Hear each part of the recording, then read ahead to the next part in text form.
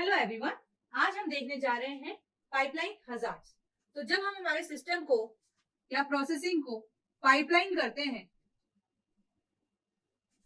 On the basis of instruction phase,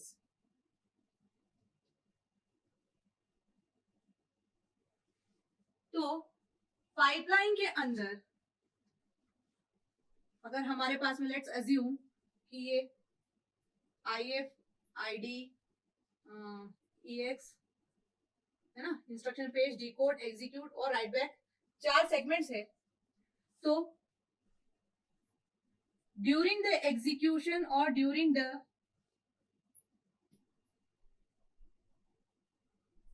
pipeline, due to some instructions, है ना, अगर कोई इंस्ट्रक्शन को वेट करना पड़े, है ना, एक पर्टिकुलर फेज में, तो नेक्स्ट फेज में वो आ पाएगा। और ये जो गैप आएगा, है ना, तो I2 तो आ जाएगा, है ना, लेकिन I2 और I3 के बीच में जो गैप आएगा, इसे हम कहेंगे स्टॉल इन पाइपलाइन या बबल इन पाइपलाइन। ये स्टॉल या बबल क्यों आता है? तो इसके 3 मेन रीजन है। पहला रीजन है स्ट्रक्चर। आपके पास में एक सिस्टम में एक चीज करने के लिए एक लिमिटेड या एक स्ट्रक्चर है। फॉर एग्जाम्पल, हम इसी का एग्जाम्पल ले लेते हैं। हमारे पास में इंस्ट्रक्शन फेच और राइट बैक, दोनों ही केस में हमें क्या चाहिए? बस चाहिए, यहां भी और यहां भी। अब जब हमारा इंस्ट्रक्शन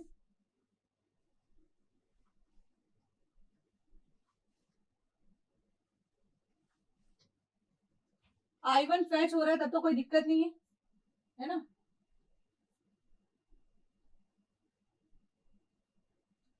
I2 फेच हो रहा है, उस केस में क्या हो रहा है? I1 एग्जीक्यूट फेज में, यहां पर भी उसे बस की जरूरत नहीं है। लेकिन जब सॉरी I2 जब फेच हो रहा है तब I1 डिकोड फेज में, उस समय भी जरूरत नहीं है। जब I3 फेच हो रहा है उस केस में भी दिक्कत नहीं है। लेकिन जैसे ही I4 फेच होने लगा, उस केस में क्या हुआ कि I1 जो है वो राइट बैक कर रहा है। अब जब I1 राइट बैक कर रहा है तो बसेस किसके पास में है? I1 के पास में है। तो उस केस में I4 जो है, क्योंकि वो बाद वाला इंस्ट्रक्शन है, और हम जब पाइपलाइन की बात करते हैं हम execution first in first out की बात करते हैं, इसलिए I4 क्या करेगा? I4 फेच होने के लिए वेट करेगा। कब तक? जब तक I1 राइट बैक ना कर ले और बसेस को फ्री ना कर दे, तब तक I3 तो यहाँ आ जाएगा, I2 भी यहाँ आ जाएगा, और ये गैप जो है वो आगे ऐसे बढ़ता जाएगा। तो आप देख रहे हो I2 के बाद में I3 और देन एक गैप और I4। तो जब पाइपलाइन में हमें एक बबल दिखता है due to lack of structure, तो उसे हम बोलते हैं स्ट्रक्चरल हजार्ड। ये आपके डिफरेंट डिवाइसेस की अगर ना हो, है ना, या एक सिंगल कॉपी हो, इसलिए ये हजार्ड आता है और इसकी वजह से पाइपलाइन में स्टॉल क्रिएट होता है। नेक्स्ट है आपका डेटा हजार्ड। डेटा नाम से ही क्या समझ में आ रहा है कि हजार्ड ड्यू टू डेटा। हम इंस्ट्रक्शन में किस पे वर्क करते हैं? हम इंस्ट्रक्शंस पे वर्क करते हैं डेटा पे, है ना। एड R1, R2, सब R1 और R3, R1, सो ऑन। तो इसका रिजल्ट देखिए आप कैसे आ रहा है। R1 tends to R1 plus R2, R3 tends to R1 plus R3। अब इसको इंस्ट्रक्शन फेज में देख लेते हैं।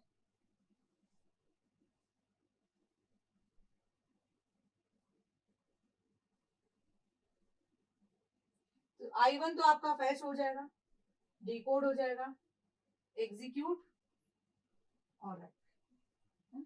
तो हम ये मान लेते हैं कि जब राइट बैक होगा उस केस में जो रिजल्ट है वो क्या हो गए? आपके मेमोरी में स्टोर होंगे। और आप देख पा रहे हैं कि R1 जो है वो आपके नेक्स्ट इंस्ट्रक्शन में भी यूज हो रहा है। तो I2 फैच हो जाएगा, कोई दिक्कत नहीं आएगी।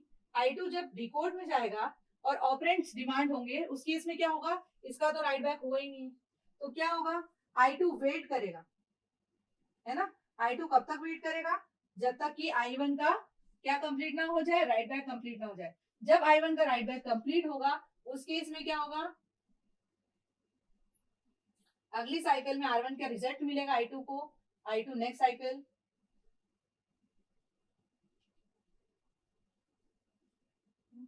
तो क्या हुआ आपका, देख रहे हैं आप, ड्यू टू डेटा डिपेंडेंसी हमारे स्टॉल आ गई।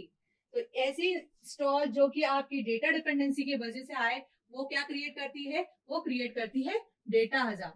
नेक्स्ट है आपका कंट्रोल हजार्ड। आप क्या करते हैं, इंस्ट्रक्शंस फेच करते जाते हैं, कॉन्जिक्यूटिव इंस्ट्रक्शंस को फेच करते जाते हैं। अब हमारे जो इंस्ट्रक्शंस है वो कैसे इंस्ट्रक्शन हो सकते हैं, अर्थमेटिक इंस्ट्रक्शंस हो सकते हैं,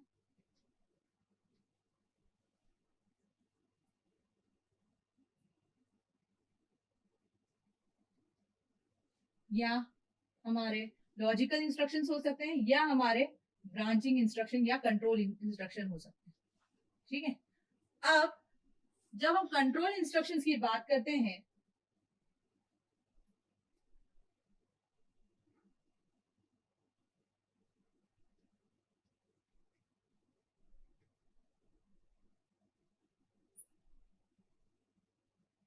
तो चैलेंज क्या है, लेट्स सी।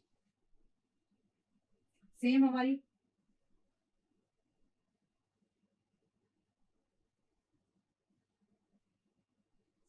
I1 आया,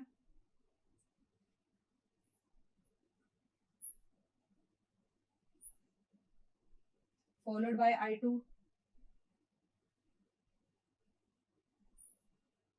followed by I3, है ना, और I4, next I5, I4, I3 और I2। अगर हमारा ब्रांचिंग डिसीजन एग्जीक्यूट फेज में आता है, मतलब क्या कि इंस्ट्रक्शन थर्ड एग्जीक्यूट फेज में बताएगा कि उसे ब्रांच करना है या नहीं करना है। तो जब ब्रांच नॉट जीरो आया, है ना, अगर branch not zero zero flag को देख के ब्रांच करना है और वो I3 में एग्जीक्यूट फेज में आया, उस केस में क्या हुआ, दो इंस्ट्रक्शंस ऑलरेडी हमारे फेच हो चुके थे और डिकोड में आ चुके थे, लेकिन इसके बाद में एक्चुअली इंस्ट्रक्शन ये वाले ना होने के बजाय कौन से होना चाहिए था, I1 होना चाहिए था। इस केस में क्या करेंगे हम, इसे हमें पाइपलाइन से फ्लश करना पड़ेगा और वापस से I1 को लेकर आना पड़ेगा।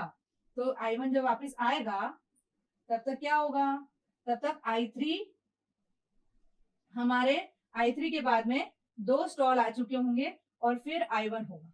ठीक है, तो ऐसे हजार्ड जबकि हमारे ब्रांच डिसीजन के वजह से स्टॉल क्रिएट करते हैं पाइपलाइन में, उसे हम क्या बोलते हैं, कंट्रोल हजार्ड। तो हमने देखा पाइपलाइन में based on structure, data and control हमारे पास में स्टॉल्स क्रिएट होती है ड्यूरिंग द पाइपलाइन, उसे हम क्या बोलते हैं, पाइपलाइन हजार्ड्स।